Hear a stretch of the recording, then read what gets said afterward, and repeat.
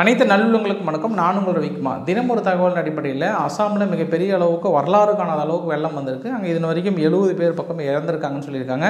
அது இல்லாமல் மிக கடுமையான பாதிப்புகளை ஏற்படுத்தியிருக்குன்னு சொல்லியிருக்காங்க. ஸோ அதை பற்றின ஒரு முழுமையான தகவல். அடுத்து ரஷ்யா உக்ரைன் பற்றின அடுத்தடுத்த அப்டேட்டு. அது இல்லாமல் இப்போ சமீபத்தில் இன்னைக்கு காலையில் யூகேலேருந்து விக்கிலீக்கோட ஓனர் ஜஸ்டின் அசாஞ்ச் இருக்கார்ல, இவரை அமெரிக்காவுக்கு நாடு கடத்துறதுக்கு ஒப்புதல் தெரிவிச்சிருக்கிறாங்க. ஸோ அமெரிக்காவை நாடு கடத்துவதற்கான முக்கிய காரணங்கள் என்ன, இப்போ நடக்கிற போருக்கு இவருக்கு மிகப்பெரிய ஒரு லிங்க் இருக்குன்னு சொல்லியிருக்காங்க. ஸோ அமெரிக்கானுடைய முழு பிம்பத்தை உடைத்தெறிந்த நபர் அப்படின்ட்டு இன்னொரு ஊடகங்கள் மறுபக்கம் பெருமையாக சொல்லியிருக்காங்க. யார் இந்த நபர் அப்படின்றதையும் பார்க்க போகிறோம். ஃபைனலாக சுவிஸ் பேங்க்கில் மிகப்பெரிய அளவுக்கான பணங்கள் ஓல்டாக இருக்குன்னு சொல்லியிருக்காங்க. அதாவது கருப்பு பணம்னு இந்த பக்கம் சொல்கிறாங்க, சுவிஸ் பேங்க் அப்படிலாம் இல்லைன்னு சொல்கிறாங்க. ஸோ அதை பற்றின ஒரு முழுமையான விளக்கங்கள் இந்த வீடியோவில் பார்த்துடலாம். ஸோ வீடியோக்குள்ள பார்க்க முன்னாடி நீங்கள் நம்ம சேனலை சப்ஸ்கிரைப் பண்ணலாம். சப்ஸ்கிரைப் பண்ணிட்டாங்க மறக்காம பெல் பட்டனை கிளிக் பண்ணி ஆல் ஆப்ஷன்ஸ் கொடுங்க. வீடியோக்குள்ள போகலாம்.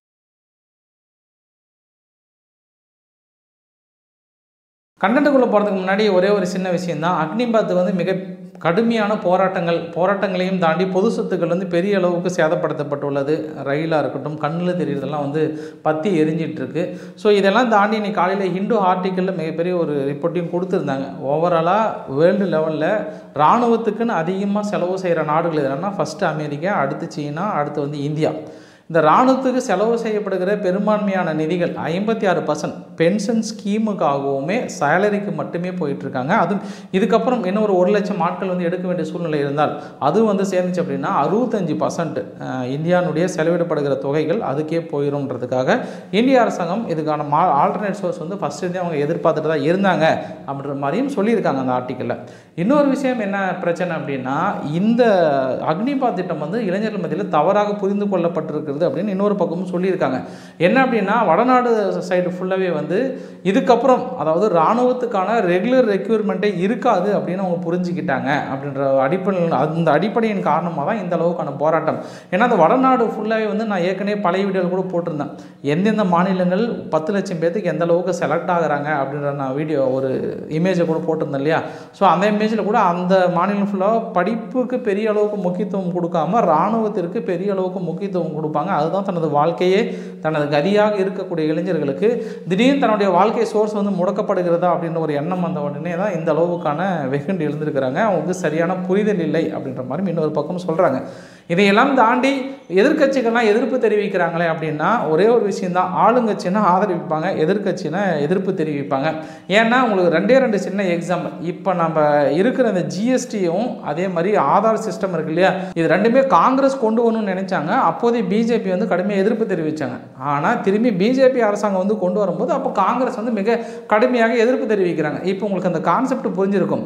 ஸ்கீமை பொறுத்த வரைக்கும் இப்போ சப்போஸ் நாளைக்கு பிஜேபி இப்போ இந்த அக்னிபாத் திட்டத்தை கொண்டு வராங்கல்ல, நாளைக்கு பிஜேபி வராமல் காங்கிரஸோ இல்லை வேறு கட்சியோ வந்தாலுமே இந்த ஸ்கீமை கண்டிப்பாக தொடர்பு தான் போகிறாங்க.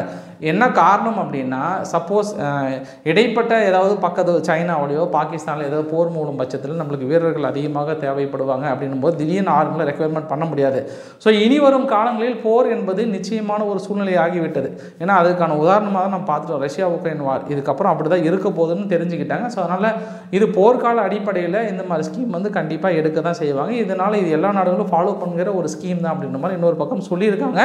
ஸோ இதையும் தாண்டி கொண்டு வரப்படுகிற கட்சி தான் ரொம்ப முக்கியம்னு இருக்காங்க. ஏன்னா இது பிஜேபி அப்படின்னாலும் எதிர்ப்பு தெரிவிக்கிறாங்களா இல்லை காங்கிரஸ் கொண்டு வந்தால் ஏற்றுப்பாங்களா அப்படின்னு தெரியல. இது எங்கே அடிப்படையில் பிரச்சனை இருக்குது அப்படின்றது எனக்கு கிளியராக ஒரு ஸ்டடீஸ் இன்னும் போய் நான் நிறையா பண்ணணும்னு நினைக்கிறேன். ஏன்னா அதே மாதிரி இதில் செலக்ட் ஆகிற ஆளுங்க இருக்காங்க இல்லையா, 20%க்கான சலுகைகள் கொடுக்கப்பட்டுன்னு இருக்காங்க. ஒவ்வொரு மாநில அரசுமே அதுக்கான சலுகைகள் கொடுக்கப்படுகின்ற மாதிரி கொஞ்சம் கொஞ்சமாக விளக்கங்கள் கொடுத்து அவசர கூட்டங்கள் கூட்டப்பட்டிருக்கு. ஸோ இதையும் தாண்டி இதை செயல்படுத்தினா மட்டும்தான் இதில் இருக்கிற ப்ளஸ் மைனஸ் தெரியும். செயல்படுத்தாமல் இதில் திட்டங்கள் மீது இருக்கிற குறைகளை சொல்வது எனக்கு நான் அந்தளவுக்கு அனுபவ ரீதியான பெரிய ஆளும் இல்லை. நான் தெரிஞ்ச ஒரு மிலிட்ரியில் ஒர்க் பண்ண பர்சன் அது மாதிரிலாம் இல்லை. ஸோ மீறி அந்த சைட்லேருந்து ப்ளஸ் நெகட்டிவ் யாராவது சொன்னாங்க அப்படின்னா அந்த கருத்தையும் அப்சர்வ் பண்ணிக்கோங்க. ஸோ இப்போ நம்ம டைரெக்டாக கண்டென்ட்டுக்குள்ளே போயிடலாம்.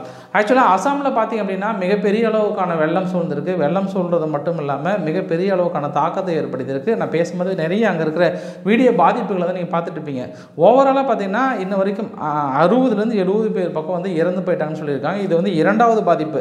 ஒரு 10 நாளைக்கு முன்னாடி தான் மிகப்பெரிய அளவுக்கான பாதிப்புகளை கொடுத்தது. இந்த பாதிப்பு பார்த்தீங்கன்னா மிக அதிகம், அதாவது ஒரே நாளில் மிக அதிகமான கனமழையை கொடுத்துருக்குன்னு சொல்லியிருக்காங்க. அதிகபட்சம் பார்த்தீங்கன்னா 18.94 லட்சம் மக்கள் இப்போ நேரடியாக பாதிக்கப்பட்டிருக்காங்கன்னு சொல்லியிருக்காங்க. மொத்தம் 28 மாவட்டங்கள் மிகப்பெரிய அளவுக்கான இழப்புகளை சந்திச்சிருக்குன்னு சொல்லியிருக்காங்க. இன்ன வரைக்கும் 2930 கிராமங்கள் தண்ணீரில் முழுமையாக மூழ்கி இருக்குது. அங்கே இருக்கிற கிராம மக்களை வெளியேற்றும் படலம் வந்து மும்முரமாக நடந்து கொண்டிருக்கிறதுன்னு சொல்லியிருக்காங்க. அதாவது 4,33,038 ஹெக்டர் நிலம் வந்து முழுமையாக நீரால் மூழ்குன்னு. எல்லாம் அறுவடைக்கு தயாரான இந்த சூழ்நிலையில் நீரால் சூழப்பட்டுகிற இந்த இழப்பு மிகப்பெரிய அளவுக்கான இழப்பு.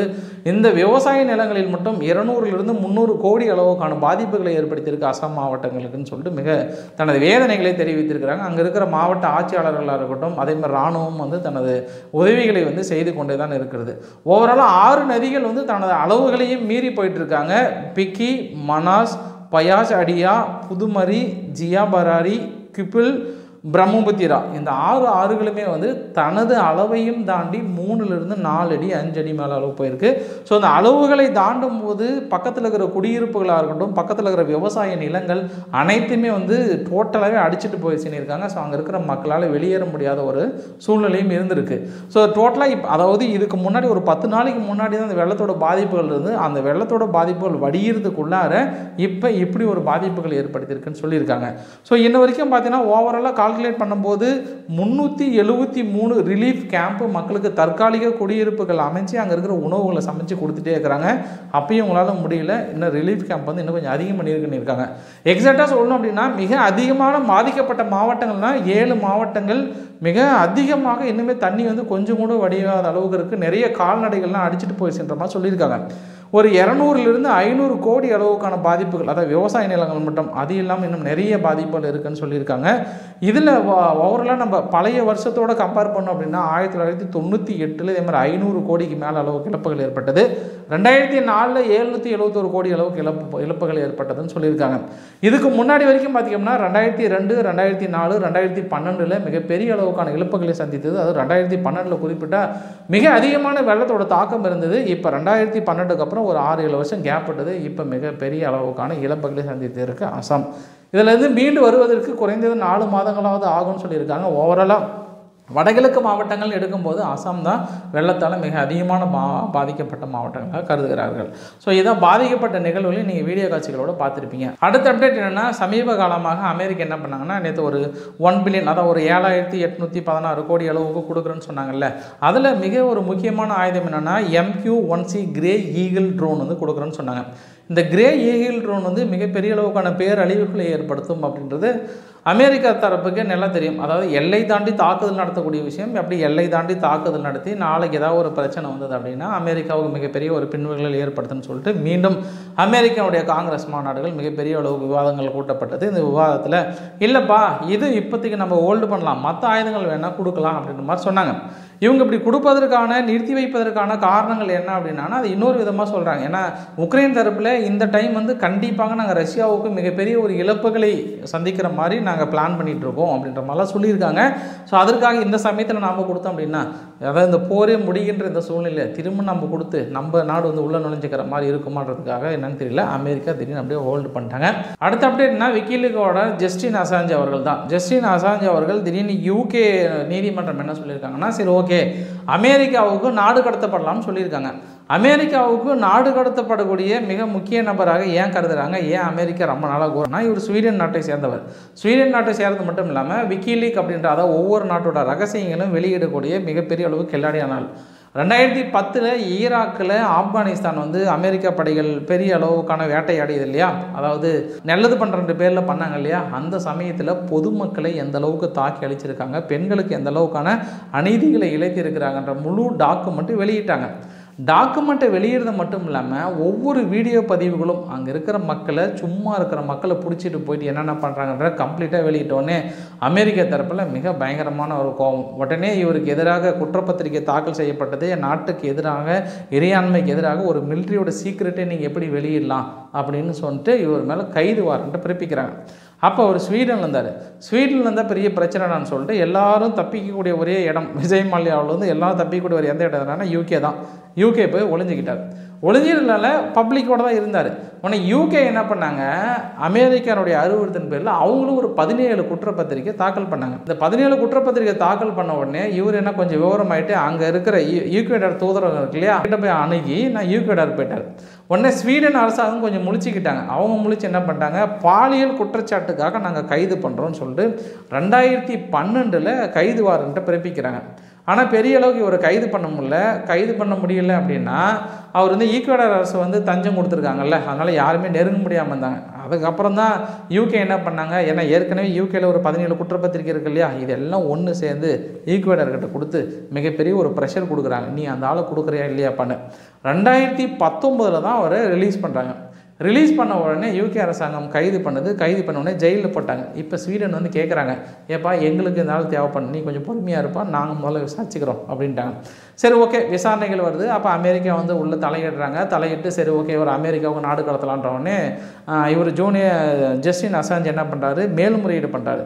மேல்முறையில் நீங்கள் அமெரிக்கா என்னை நாடு கடத்துனீங்க அப்படின்னா நாங்கள் வந்து நிறைய அளவு சித்திரவதை செய்யப்படுவோம், அதெல்லாம் தற்கொலைக்கு முயன்றதற்கான நிறைய வாய்ப்புகள் இருக்குது, மோசமான ட்ரீட்மெண்ட்லாம் கொடுப்பாங்க அப்படின்ற எனக்கு எந்த உத்தரவாதம் இல்லைன்ற மாதிரி ஒரு பேட் ஒப்பீனியனை அமெரிக்கா மீது கொடுக்குறாங்க. அதனால் அவங்க என்ன சொல்கிறாங்க, செப்பத்தி கொஞ்சம் ஹோல்டு பண்ணுங்கள், வேணா நீ இங்கே வந்து விசாரணை பண்ணிட்டு போயிருங்கன்ற மாதிரி சொல்லியிருந்தாங்க. திடீர்னு இப்போ என்ன ஒரு அவசியம் ஏற்பட்டது, இமீடியட்டாக வந்து அமெரிக்காவுக்கு நாடு கடத்தணும் அப்படின்னு நினைக்கிறாங்கன்னா, இப்போ சமீபத்தில் கூகுளாக இருக்கட்டும் மற்ற நிறுவனங்கள்லாம் என்ன பண்ணிகிட்டு இருக்காங்க, அதாவது இந்த விக்கிலீக்ஸ் சொல்லப்படுகிற அதே ஆதாரங்கள் தானே இவங்க வெளியிட்டிருக்காங்க. இவர் என்னென்னா, அதாவது ஒரு நாடு போர் புரியுதுன்னா அந்த போர் புரியத்தில் இந்த வீடியோக்கெல்லாம் வெளியிட்டாங்கல்ல, அதே மாதிரி கூகுள் என்ன பண்ணியிருக்காங்க, அங்கே இருக்கிற கூகுள் மேப் மூலிமா ரஷ்யானுடைய இராணுவங்கள் எந்த அளவுக்கு முன்னேறி இருக்காங்க, எந்த அளவுக்கு தாக்கல் நடத்துகிறாங்க, முழுமையாக எல்லாத்தையும் நாங்கள் வியூ பண்ணுறோன்ற மாதிரி கூகுள் வெளியேறன்னு சொன்னாங்க.